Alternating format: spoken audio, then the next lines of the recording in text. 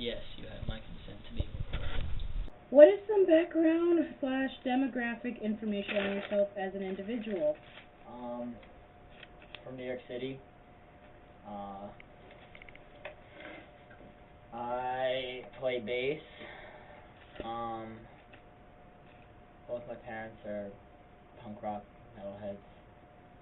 I'm also a punk rock metalhead. Okay. How did metal first enter your life? Or, that's not the first question. Oh, and I also fight mixed martial arts. Cool. What is metal and what does it mean to you? It's a way of life. It's kind of essentially, it's kind of like a scene based on this kind of intense music, but it's just so big now that there can be so many different,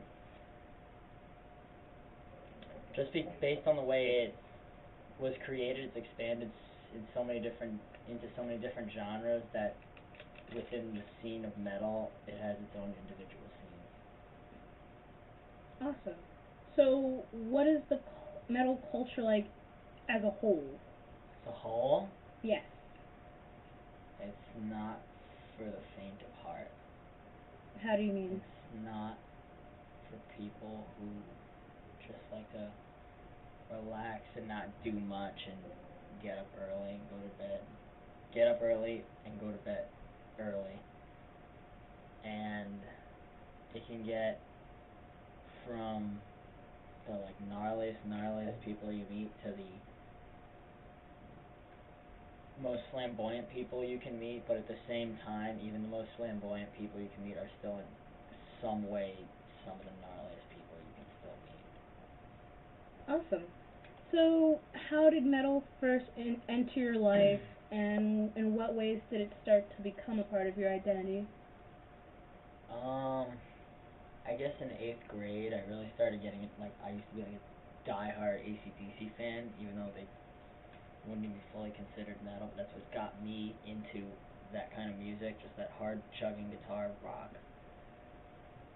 And I ended up. I mean, my parents are always into it. I mean, my first concert was Billy Idol when I was like 11, punk rock singer in the band Generation X.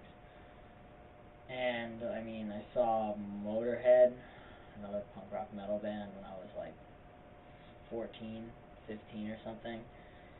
And it always just seemed to be all my friends when I was even in middle school.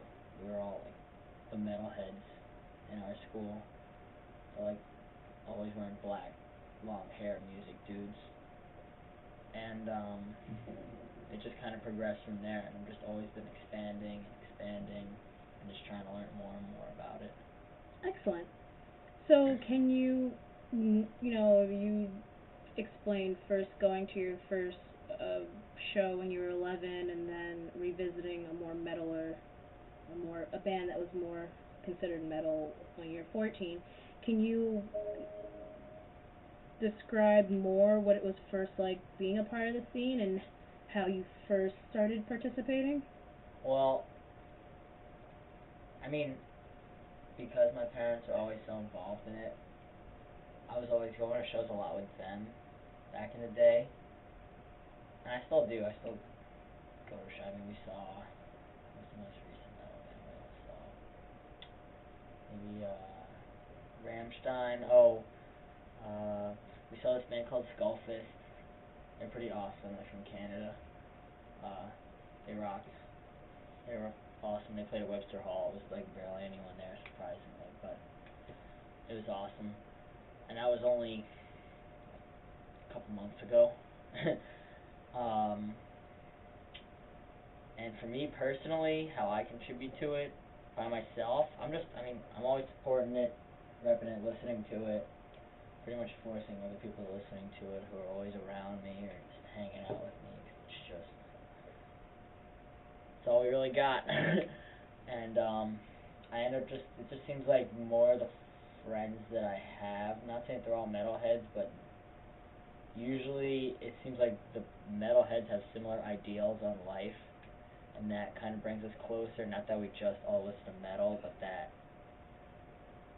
for some reason the way we listen to metal is it kind of makes sense. You're gonna have similar values in terms of things because you can associate the same message through the music. Right. Yeah, I can say that if you want. No, that was That way. fine. So how do you participate in the culture now that you're quote unquote seasoned metalhead? And off that too, can you maybe talk about some of the ideology? Well, no, that's another question later. Just Subgenres? how do you participate in the culture now that you're a seasoned metalhead, so to speak? Just anyone that's willing to get into it, just show them what's up. Um, try not to be a metal elitist, which is like usually that people listen to a lot of metal and also they're usually like really cool. They're like metal elitists, which is like the worst. Which is when if someone listens to metal and it's not up to your par and like it's just they listen to like good bands, they don't listen to them like enough or they just don't listen to it enough and like certain bands that like aren't good and you think like you're too good for them or something like that, which is surprisingly a lot of people in the metal scene unfortunately. And just I mean I try not to do that and just try and just involve people because that's what it's about. Because it still is a scene, it's still a community of people. You don't really want to shun anyone, but it happens, and that's what I try and do. I just try and rock out anytime you can, any opportunity you can, support it. Right. You started, so I'm interested in your discussing the fact that you guys are all a community. Do you think your age, race, or socioeconomic status has affected your role in the metal scene and your role in that community, and if so, how? Yeah, for me especially, because I would say that metal, when you first think of metal, it's more of a poor man's music, kind of in the same sense as like punk rock is like a poor man's music. It's all sloppy and mean and just, I mean, some metal is pretty technical and stuff like that. And I mean, my parents split up when I was really young, so I don't remember them ever being together. But my mom's remarried, and her side of the family in general is just a lot wealthier than my dad's side, and it's him in general. So I'd kind of be spending half my time with her and half my time with him, and I think that kind of gave me a nice sense just to know what it's like on both sides, so I can see the ideals of the richer side and the poorer side, which is kind of interesting because it spills into my music taste a lot. Because I can really appreciate like brutal like technical metal that'll be like that's just rhythmically like off the charts. That clearly these guys are like rhythmic geniuses. Where I can also appreciate like in terms of the classic poor man's metal, which is what most people think of metal, which is in terms like more the punk rockier, like meaner stuff like Metallica and Judas Priest and like Motorhead, Exodus, all those thrash bands and all those old school metal bands like Iron Maiden, stuff like that. That's all considered poor man's music just because I mean Iron Maiden and Judas Priest are just classic metal, but more like Motorhead and that thrash stuff is more considered like poor man's stuff compared to like newer bands like bands that can really like they put a lot of thought and not into very technical playing into the music like Tool and Meshuggah and who else? Even Caius you can consider is kind of technical in a sense. They're more stoner rock, but just more like Tool and Meshuggah. Those are like the more progressive technical bands. Periphery, another one. Animals as Leaders. Who else?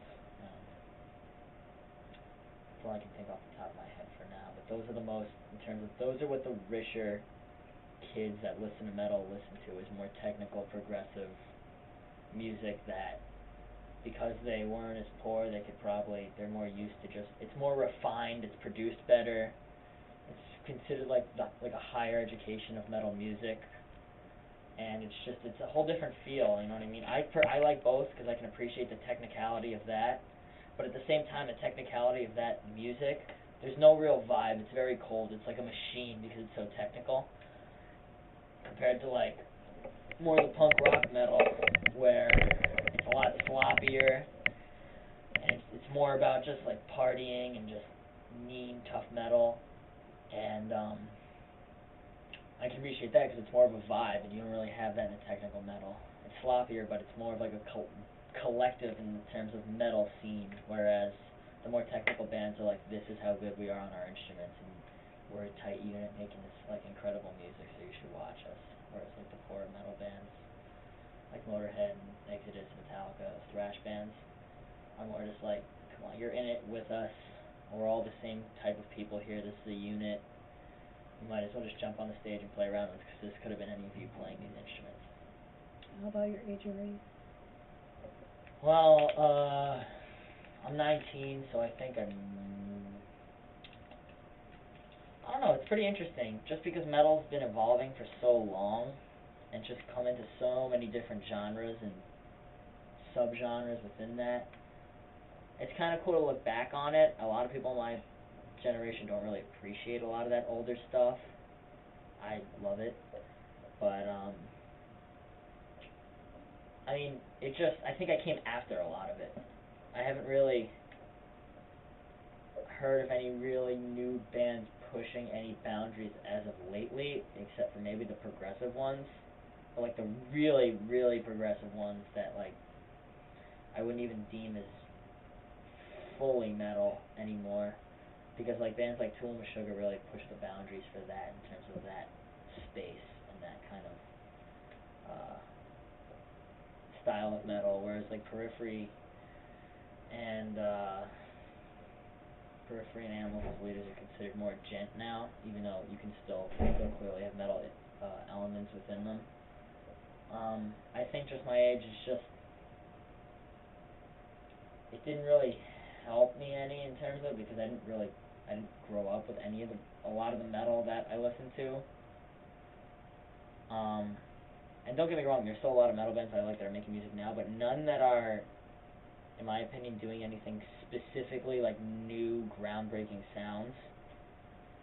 And just try and do what I can and wait to see what happens when I get older. Maybe I'll think differently when I'm older and music's completely different. But as of right now, being 19, born in '95, really, I mean, I was born in the new metal era when Korn and like rap rock was getting big. I mean, I don't have anything against those guys. I'm just saying they are really not looked highly upon in terms of the metal community. So, you know, like bands like Korn, Cold Chamber, Limp Bizkit, Rage Against the Machine. They're just not really, any of the bands that really played Woodstock '99. Those '90s bands that emerged from then just really aren't seen highly at all, and that's when I was born in. So that doesn't really help me much for saying what my generation has done. But yeah, so that's for my age. I'm indifferent about it. I don't think it's helped me or not helped me in any specific way. And for my race, I mean, it just makes sense. I mean, there's like 20 white metalheads for every like one black metalhead. And I mean, that's just how it is. But they exist. The black metalheads do exist. They just, I see them more at the more organic shows, in the sense, I see them more at bands that, I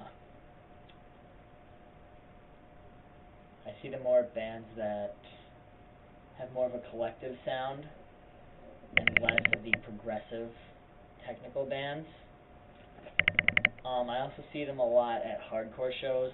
It's kind of like a mixture of punk rock and metal. It's a little bit slower, has more breakdowns. I see them more there. Then you have the more Spanish metalheads, which are more, they listen to a lot of like, they're usually into like deathcore and like all the like death metal, where it's like, and it's all guttural from down here. They usually like that. They usually come from the suburbs. They're not usually people that are in like a city metal scene. They're usually from the suburbs. and that's like their deal, and they're from. Yeah, they usually don't come from any big populated areas, but they're usually in the much heavier, less rhythmic, more guttural kind of, less melodic, just more mean, just breakdown, no melody whatsoever sound. So I mean, it just people look at me and say I'm a metalhead. I'm just like they're like, yeah, it's not that big of a deal. It's normal. It's not that big a deal. Although surprisingly, a lot of metalheads look at me and they're like a lot of white metalheads look at me and they're like, you're not a metalhead. Where's your long curly hair? Or where's your denim vest with patches and all that crap on it? And I mean, I have that stuff and I wear that stuff sometimes, but I mean, it's not. I kind of got out of wearing that all the time just because I don't want to be just seen as that metalhead, because those dudes exist like in every city you can imagine that has a metal club. You will find dudes that look just like that at every show, which is cool. But I feel like if they already got that covered, so I just like being me. You know what I mean? I like being able to blend in with a hardcore crowd, a punk rock crowd, and a metal crowd. And believe it or not, there is actually a big difference. So, excellent. Shared your point of view with it. So, now just stepping one step further, and now that we know how metal affects you now, does it affect the relationships you make with people? Most of the time, I think. I mean... And I mean, like, familial, friendly, and romantic. I mean, yeah, I can't imagine if I was in a relationship with a girl that didn't give metal, punk rock, pop punk, hardcore, any of that stuff a chance. It just wouldn't last long, because she would have, hated me. Because why would you... It's like... I'm trying to think of something that I hate. It's like... I don't blame them for not wanting to be with me if they're not into that stuff. Why would you want to be with someone that likes all that stuff if you hate it? So, I mean, it might filter out some good people, but at the same time, that's just me. You know what I mean? You never really choose. You can't be like, oh, today I'm going to be a metalhead, and then tomorrow I'm going to be like a full classical player. And it kind of defines people in terms of what they are. And I mean, for me, I have a ton of friends that don't listen to metal, but they deal with it, and they kind of get into it, but they don't like dislike it in the sense. They just realize that it's just me, and they have to deal with that whenever they hang out with me. My parents, for example, me and my dad go back shit talk each other's bands. We already know which bands we have in common, but if we ever bring another band to the table, we'll be like, oh, this band fucking sucks. What are you talking about? Or, yeah, that band sucks. Why are you listening to them? But that's just joking around, so we already both know what kind of music we're both into. Last left off, you were, in every answer or every response you had to my questions, you would bring up a different subgenre of metal. Can you, talk a little bit more about that and maybe give some of your favorites and explain how the subgenres affect the different subcultures and what they're like and if you feel part of it? Okay, I will try. There's been a whole show dedicated to even barely scratching the surface on different metal genres. It's called Metal Evolution. It's pretty cool. It takes it more from like an anthropological standpoint, and he goes to like all different countries and stuff. Anyways, so let's see, the origins of metal. A lot of metalheads will tell you that some of the first metal bands were Led Zeppelin and Black Sabbath. I agree with that. You can hear, Led Zeppelin, just from their biker mentality and just some of the heavier, bluesier songs they wrote, you can hear the metal influence on there.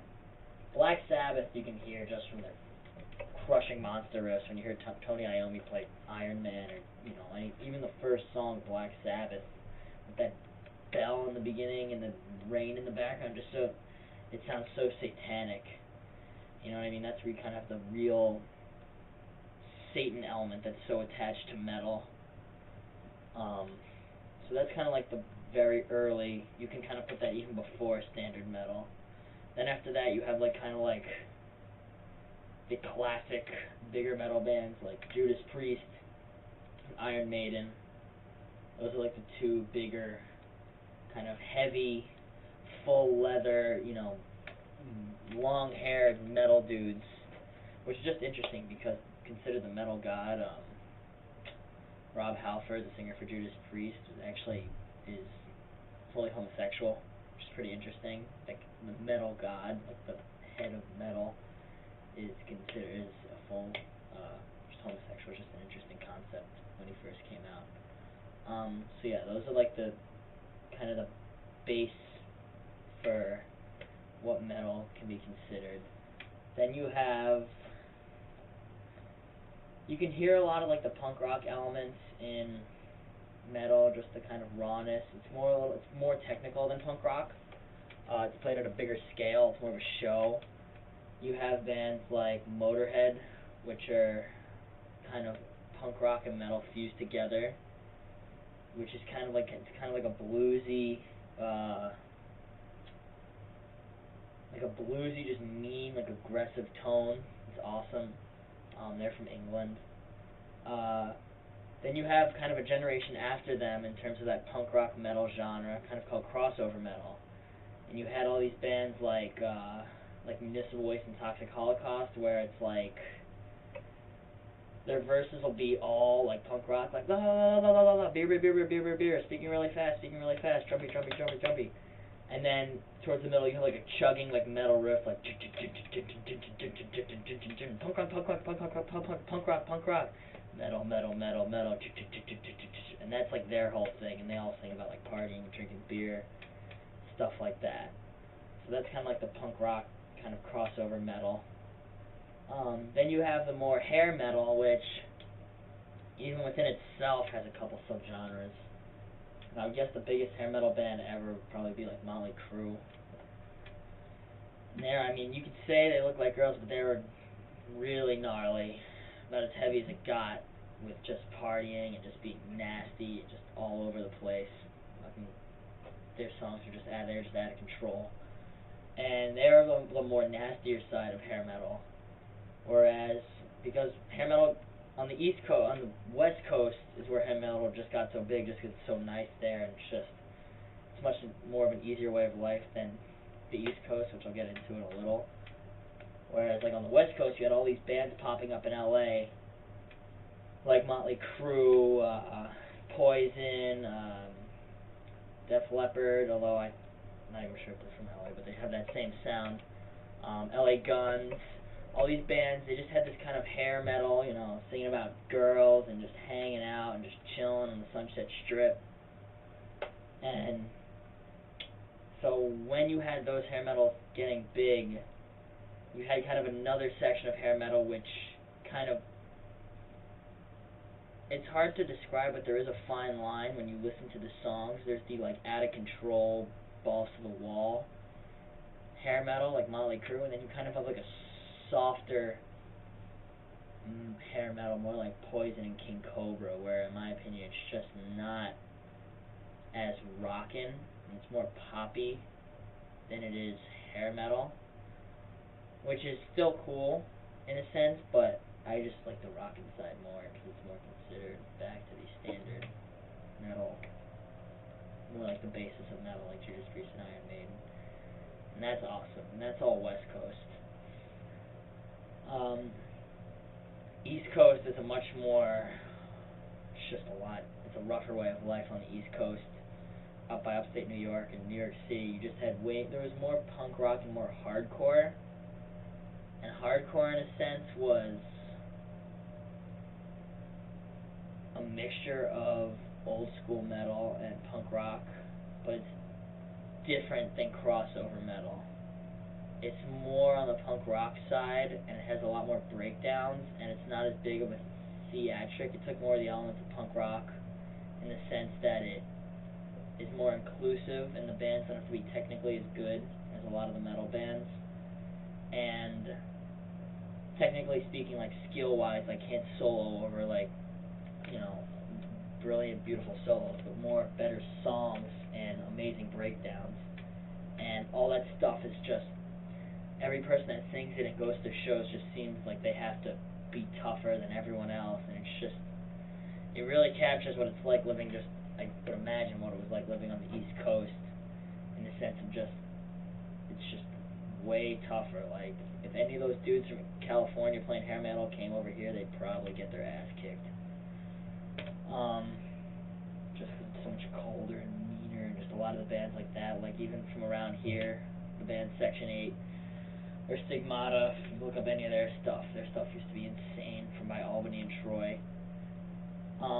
So that's more like the hardcore sense of metal, where it's kind of still on the more punk rock side, but you can hear a lot of influences of metal, and a lot of it came from New York City, like the band Agnostic Front, and the singer from Agnostic Front's little brother, the singer from Madball. They both were considered New York hardcore bands, but if you listen to their music, there's clearly a lot of metal influence. It just still has a lot of like the hardcore breakdowns, which is pretty interesting. So people can still slam dance and stuff like that. And so you already have the punk rock crossover metal like Municipal Waste and Motorhead and Toxic Holocaust. You have the hardcore metal, which is a different style of punk rock and metal. Then back on the West Coast, instead of being hair metal, because dudes are getting sick of that, you have thrash metal, possibly the later generation after Judas Priest and Iron Maiden to be the basis of metal, which, like crossover and hardcore, it too kind of mixes punk rock and metal and like old school metal like in a completely different way, but it's so awesome. I guess the biggest thrash band would be Metallica. I mean, like Enter Sandman, you can clearly hear it's just chugging metal, stadium, stuff like that. But if you hear their songs from their first album, Kill 'Em All, that's all punk rock. That's clearly small club music. It's not chugging slow stadium riffs. Like I mean, Enter Sandman is like, whereas Hit the Lights from Kill 'Em All is like, you know what I mean? It's all fast and just punk rocky and lots of energy, and it's just a different feel. And I mean, when you hear bands like Slayer, they're still kind of more punk rocky, just fast metal with those chugging riffs. The Anthrax, any of the big four. You also got Exodus, Testament, Whiplash. All those considered thrash bands. They really fused it, and it's just that's what's considered, in my opinion, now like the go-to metal after Judas Priest and Iron Maiden, because it's still singing, but it's still raw and aggressive, and in my opinion, it's still like it carried the torch from what Judas Priest and Iron Maiden started. Then you have up in Norway, when dudes like Slayer were just singing about burning crosses. You had all the dudes in Norway actually doing that just because they were being oppressed, and it's just such a hard place up there, so cold and mean. You have and their thing is they wear kind of imagine like Kiss face paint, but then you just kind of do this a lot over it and just make it a lot dirtier, and just imagine if you were just wearing that paint for like 5 days, how you would look. That's how the dudes in black metal look. And their kind of drum beats are all just like the whole time. They don't even sing. They just their kind of deal is like they go like, and it's usually more in praise of like Satan. Like that's their whole deal. Like they're really into Satan. They're not doing it for show. Like they burn churches, and like they're really seriously into it. So that whole concept of black metal it's a very intense style of metal. It exists. It's a big scene. There's different subgenres of black metal. There's different waves of black metal, starting even from Venom, which is considered a black metal band because they coined the term, but they don't sing like that. They're more kind of Motorhead-like, just kind of punk rock metal. But they coined the term, and a bunch of bands kind of took what they did and just kind of made it more like satanic and faster and just like less singing. Then you have the dudes more from like Florida and like even New York, where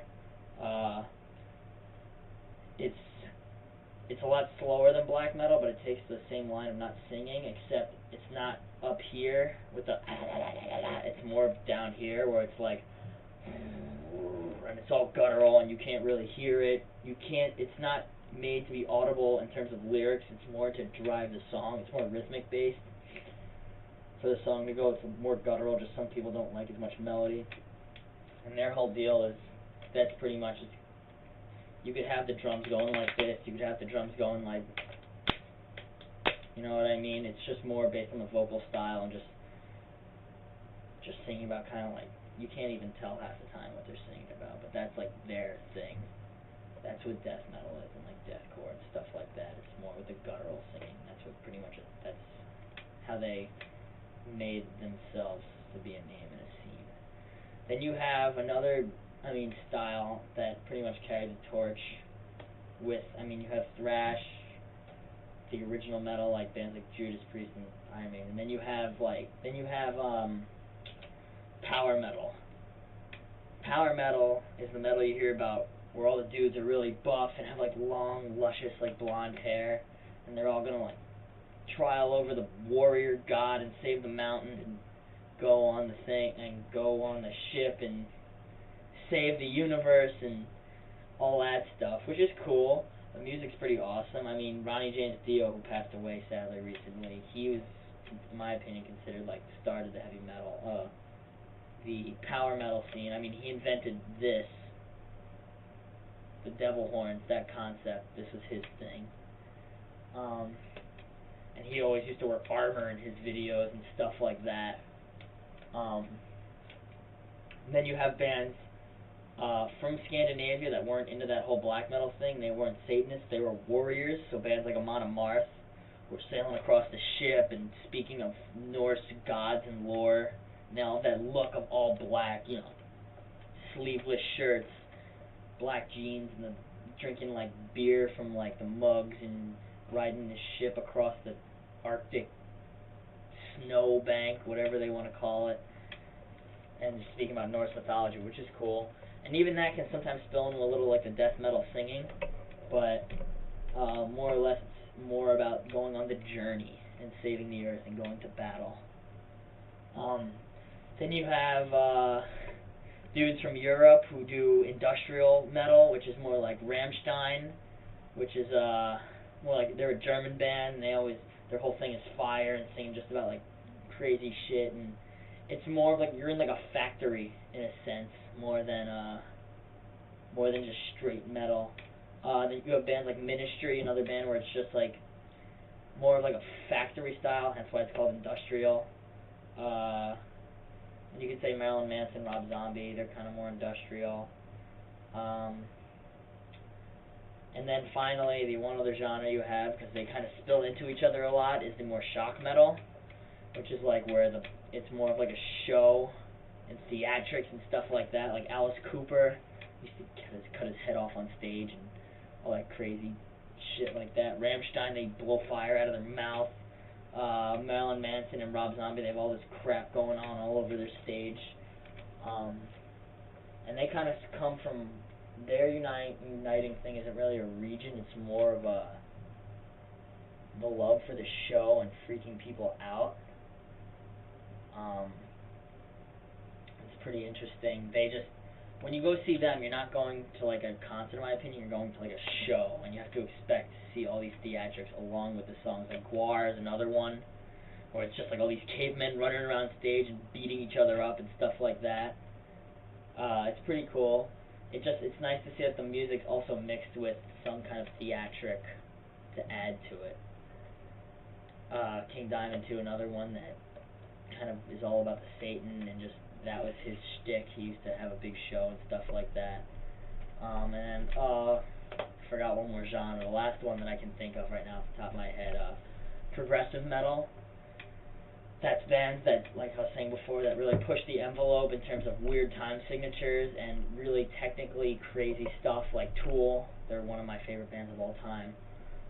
They're each instrument, each person, and each member of that band is a theory wizard, a rhythmic wizard, and a pedal wizard in the sense they can create all these new sounds with each of their instruments, and just each instrument and the vocal melody just interlocks like perfectly.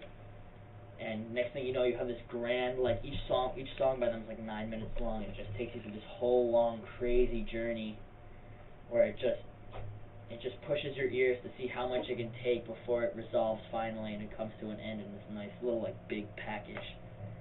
And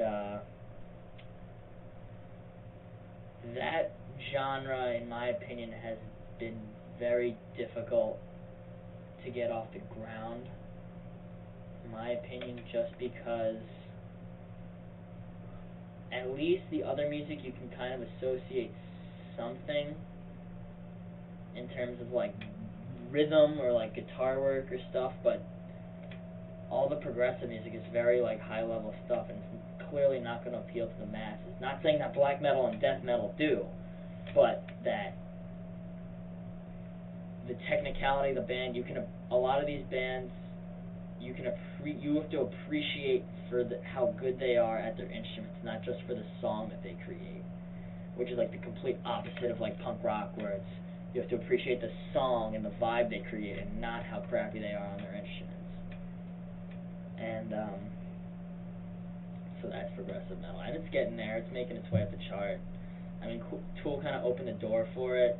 Meshuggah kind of took it farther, and you have other bands like that where Meshuggah's more rhythmic and like full rhythm, like all these crazy rhythmic changes. Where Tool's at least it's a little bit more, there's more melody, more songs, and interweaving, locking patterns. Whereas Meshuggah's like all rhythm all the time. And don't get me wrong, it's amazing, but you have to go into it thinking about the rhythmic talent of the band and not the song that they're creating.